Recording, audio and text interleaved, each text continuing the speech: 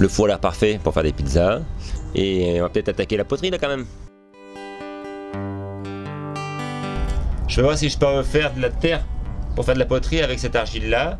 Dans ce qui reste après tamisage, c'est-à-dire des petits cailloux et des morceaux d'argile assez compacts.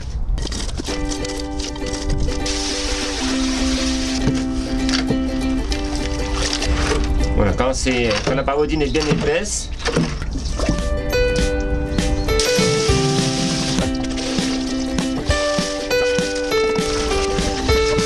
on va faire ça jusqu'à ce qu'il n'y ait plus que des cailloux. Là, on voit il y a encore des morceaux d'argile. Il y a du bel argile qui se tient bien.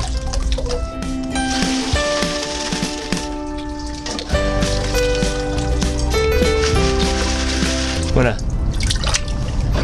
Il y a un petit peu de grain de sable au fond, mais pas trop. Il faut qu'il reste un petit peu de sable dans la terre pour la structurer.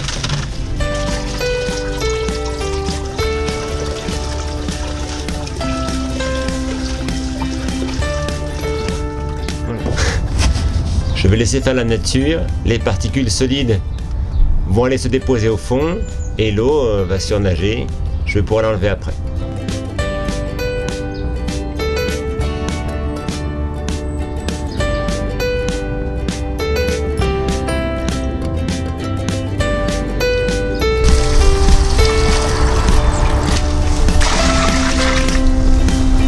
Dessus, il y a des particules très fines.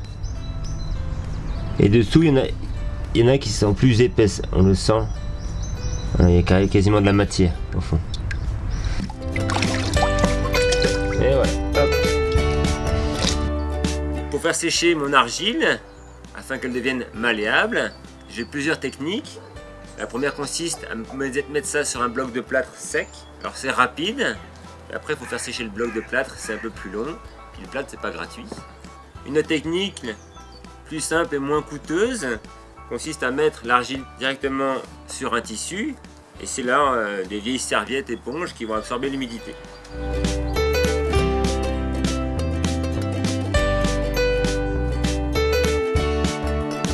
Comme j'ai un peu d'espace ici et quand il fait beau, moi je préfère utiliser un simple drap, et c'est le support là, du bois là, qui va absorber. Quand le support est mouillé, je déplace le tissu, puis après je fais des allers-retours comme ça.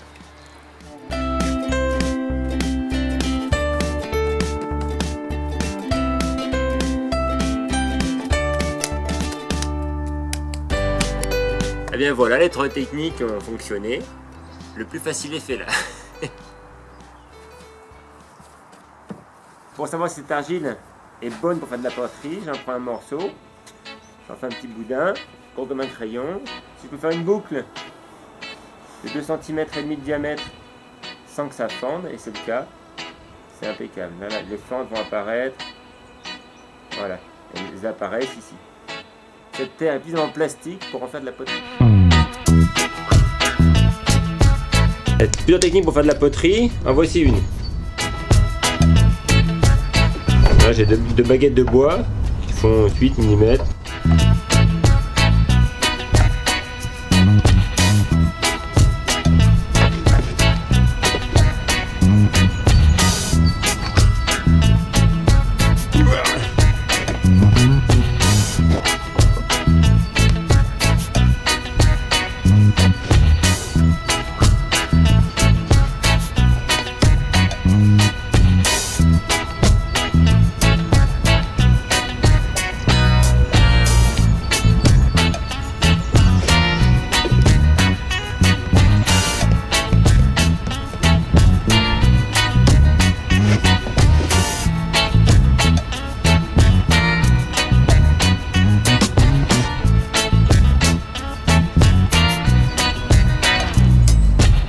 C'est très pratique, très rapide, mais il faut des cailloux un petit peu de toutes les formes.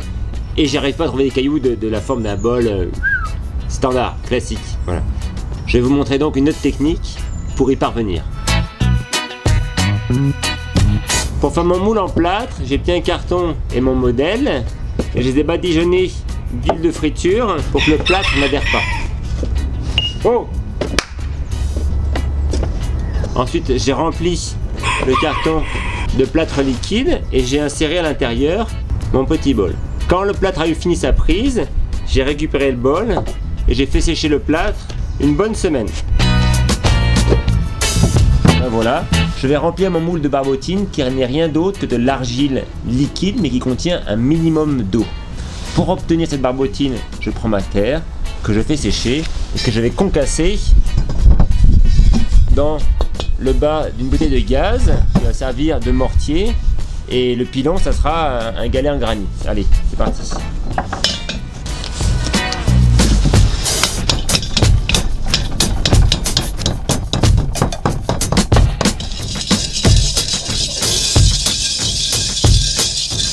« 500 g d'argile en poudre dans 300 g d'eau. Et voilà. Au bout d'un moment,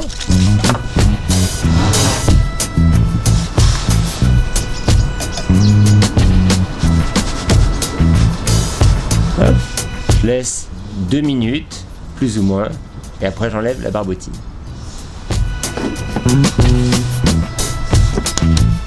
Voilà. Il ne reste plus qu'à faire sécher. Ben voilà, au bout de quelques heures, hop. Et voilà, le bol quasiment identique. Je poncerai les bords quand ça sera un peu plus sec. C'est sympa. Sauf que maintenant il faut que le moule sèche et ça va prendre un peu de temps avant de refaire un bol. Du coup, je vais me lancer dans la fabrication d'un tour de potier, mais sans électricité. Allez. C'est la fusée, le roulement arrière. Voilà, une kilo. Ça tourne. Voilà. Et je l'ai fixé sur une plaque en acier, on aura pu le fixer dans le sol, et j'ai percé plus gros pour qu'on puisse mettre 4 tiges fixées. Là, par le petit trou, j'ai rempli de sable, donc c'est lourd.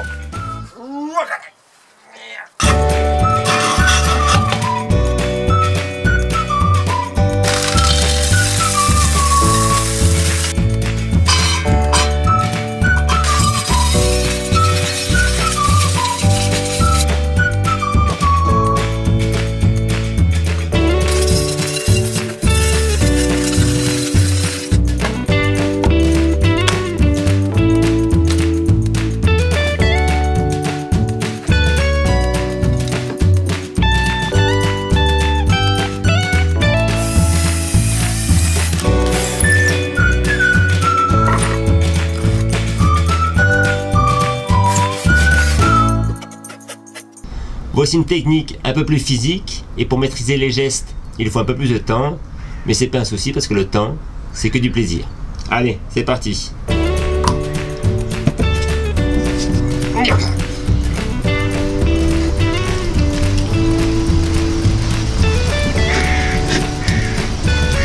Voilà. Même si tout bouge et ça donne mal au cœur, et comme ça, l'idée, le travail là, c'est de centrer la boule. Elle doit plus bouger.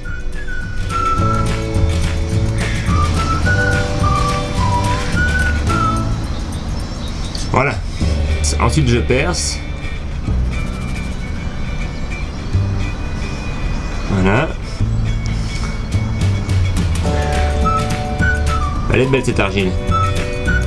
Je monte doucement, hein, je suis pas pressé, et je cale toujours bien mes coudes sur mes genoux. Comme ça je sais que ça bougera pas. Voilà. Et alors après j'utilise un outil, qu'un bout d'acier comme ça là, que j'ai récupéré dans le chauffe-eau, en forme de demi-lune, pas tout à fait symétrique, et ça me permet d'arrondir mes bords. Et après avec un fil à couper le beurre.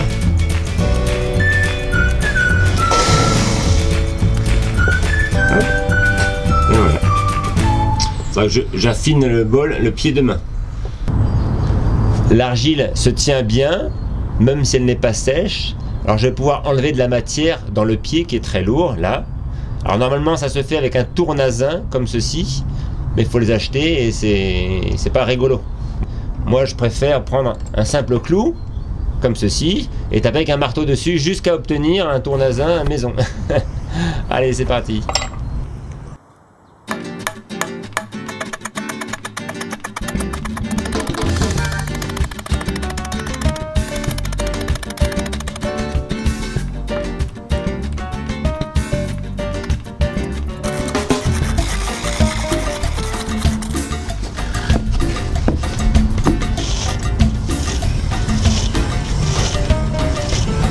Voilà, pour centrer la pièce, je fais un rond.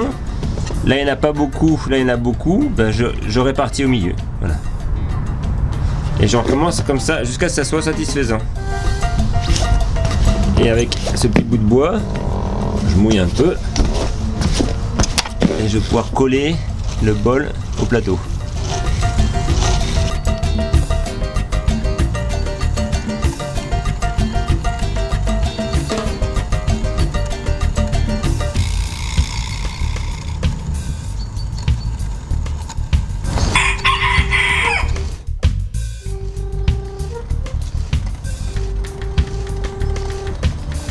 Et je décolle, voilà.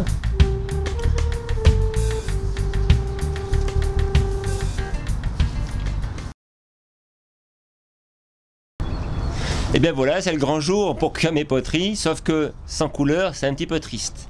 Alors, moi j'ai une couleur, c'est mon argile, que je broie dans mon mortier très très finement, et quand je le mouille, j'obtiens ce qu'on appelle un engobe. Ocre sur ocre, c'est pas terrible, ça se voit pas vraiment, mais ça n'a aucune importance. J'ai un voisin pas très loin qui a le même problème, sauf que lui, il a de l'argile presque blanche.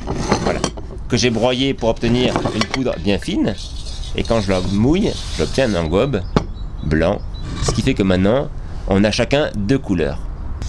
L'engobe, ce n'est rien d'autre que de l'argile, donc en séchant, avoir du retrait, sauf que le bol, il est déjà sec. Alors pour bien que ça adhère, soit on met l'engobe sur les pièces encore fraîches, soit on remouille le bol.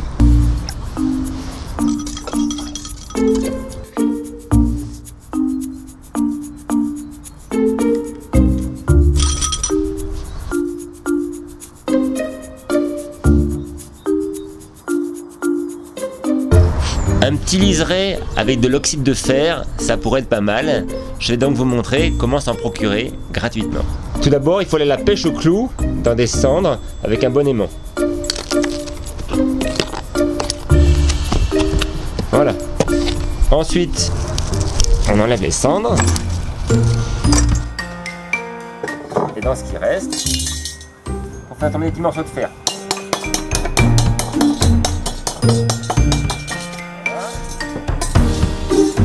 Il ne reste plus qu'à broyer ça finement.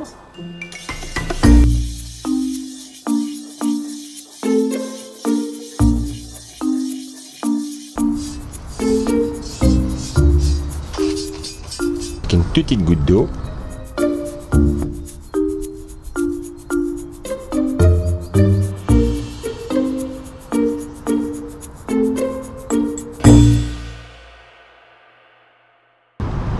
À quelle température je vais réussir à monter ce four? Avec cette sonde, je vais pouvoir mesurer la température de l'air à l'intérieur du four. Et avec ces 4 montres fusibles, je vais pouvoir mesurer la température des objets, car chacune d'entre elles font une température bien précise.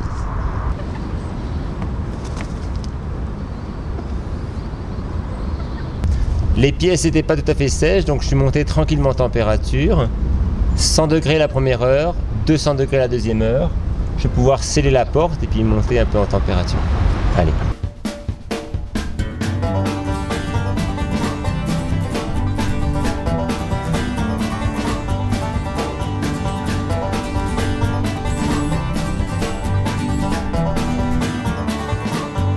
La combustion est très propre.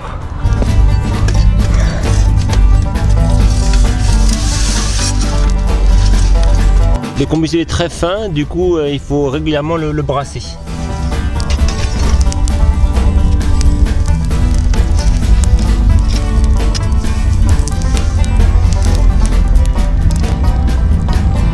Alors, on avoisine les 1000 degrés et à l'intérieur.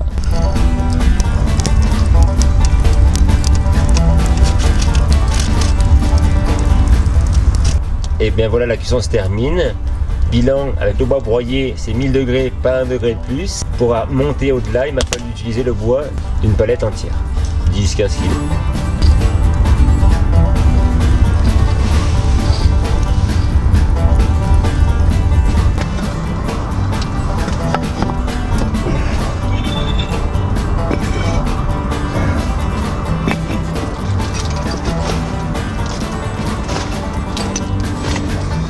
Conclusion de cette cuisson, ça a relativement bien cuit. C'est devenu vraiment noir, très foncé. À quelle température on est monté exactement? Alors même si les montres ont explosé, celle de 920 a complètement fondu, celle de 1015 a commencé à fondre, mais pas plus. La question qu'on pourrait se poser, c'est est-ce que les bols sont étanches? On va voir ça tout de suite. Les deux bols ne sont pas étanches, donc ça peut faire office de filtre pour l'eau de pluie par exemple. Pour les rendre étanches, je vais recommencer, soit monter plus haut en température, soit les couvrir d'une pellicule d'émail qui lui va être étanche. Je vais peut-être faire les deux options. Bon, par contre pour les cacahuètes, ça marche très bien. Allez.